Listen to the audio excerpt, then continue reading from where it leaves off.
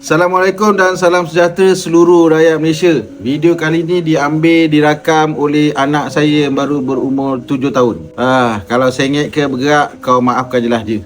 Guys, video sebelum ni yang saya kongsikan kepada anda, bagaimana untuk anda nak tengok, nak lihat, nak kesan ada scammer atau hacker ke tidak dalam iPhone anda. Saya dah ajar anda kan bagaimana nak cek, masukkan kod itu. Dan saya mendapat banyak sangat komen, mesej daripada anda semua yang kurang faham dan kurang jelas dan tak tahu apa maksud setiap jawapan-jawapan yang keluar dalam handphone mereka. Ni saya nak ajar. Pertama sekali, kalau video sebelum ni saya kata, saya ada bagi tahu, kalau lihat di atas handphone tu ada lampu bulat warna hijau atau warna merah menyala, itu tandanya ada someone yang sedang merekodkan perbualan ataupun apa yang anda sedang lihat pada handphone anda. Someone tu siapa? Hacker atau scammer. Nak tahu bulat tu kat mana? Yang kat atas ni. Dia biasa ada kat atas ni. Katalah handphone kau ni kau tak buat apa-apa. Kau tak buat macam saya punya ni, saya tak buat apa-apa, tiba-tiba je ada lampu. Yang itu bahaya. Maknanya ada sesuatu ataupun ada seseorang yang sedang merekodkan atau mereka cuba nak mencuri data dan apa sahaja yang dia nak dalam handphone anda.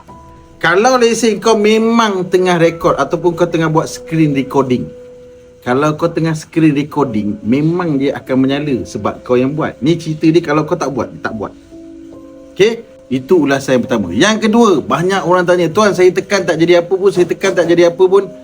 Okay, saya ajar anda, setiap kod yang anda masukkan tu, dah masukkan, kau dah masuk apa saja kod, kau tekanlah warna hijau ni, ni hijau ni. Ni tekan. Kalau kau tak tekan, memang tak jadi apa. Kepada mana-mana handphone yang saya dah masukkan bintang, hashtag, 21 hashtag tapi tak jadi apa, anda masukkan kod yang lain. Ni saya nak share kod yang lain pula. Kan saya dah bagi tahu dalam awal video tu, saya ada beberapa tips.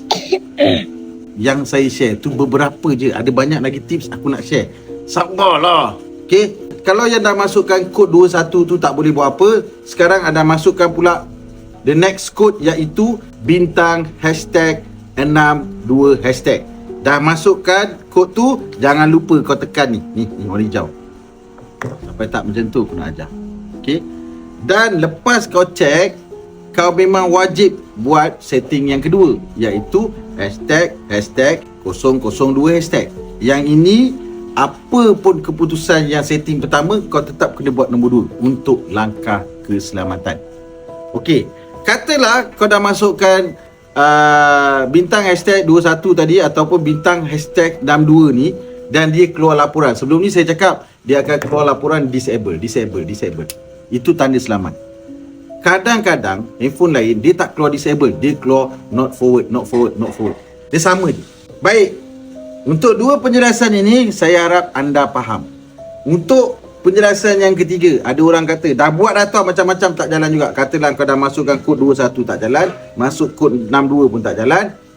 Makna kata handphone kau tu memang tidak boleh cover untuk semak melalui kod tu. Kau kena faham, handphone ni dia ada banyak jenis, enjin dia berbeza-beza.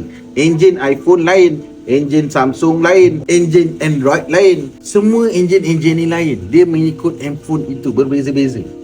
So, untuk rakyat Malaysia yang mana boleh gunakan kod saya, gunakan kod yang saya beri itu untuk bantu anda. Untuk yang lain, jangan risau. Kau follow je akaun aku. Ada banyak lagi tips yang Rahmat akan kongsikan.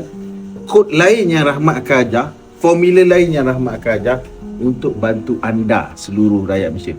Agensi kerajaan, syarikat swasta yang nak saya hadir untuk saya kongsikan rahsia, tip, formula, nasihat, bengkel, seminar, ceramah, latihan khusus dan sebagainya, bagaimana untuk menjadi masyarakat bijak digital. Nak saya ajar tentang keselamatan digital, elak menjadi mangsa scam, panggil saya akan hadir ke lokasi anda untuk educate anda. Tak nak kena scam, dengar cakap Rahmat Fitri Abdullah.